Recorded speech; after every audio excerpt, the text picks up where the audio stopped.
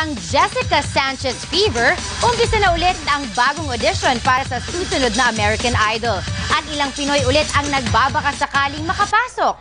Mula Los Angeles, California, nagpapatrol Yong Chavez.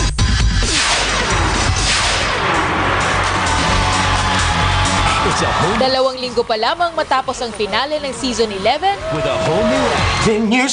umpisa na naman ang paghahanap sa Season 12 American Idol.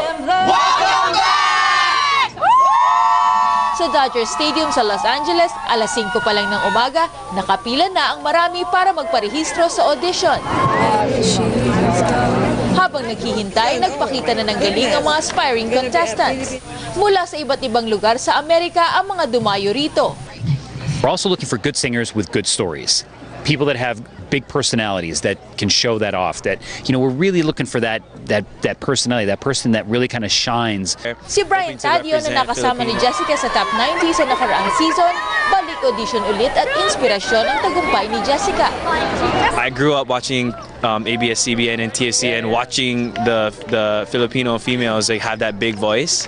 So I was just so glad she was there. But yeah, I'm back this year, hoping to represent Filipinos and Hawaii and just show that we have what it takes. Pero ayon naman sa iba, mas malaking inspirasyon daw sa kanila ang nakitang pagkakaisa at suporta ng mga Pinoy para sa kababayan. Nakita ko po yung community, sense of community dito po sa Amerika, and just getting together and joining and, you know, supporting a Filipino, you know, and I thought it was beautiful and it was great. Bagamat nabigong makuha ng Pinoy ang corona, tuloy pa rin daw ang laban.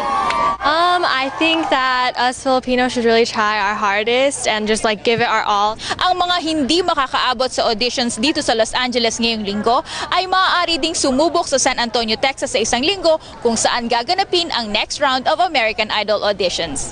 Yong Chavez, Patrol ng Pilipino, Los Angeles.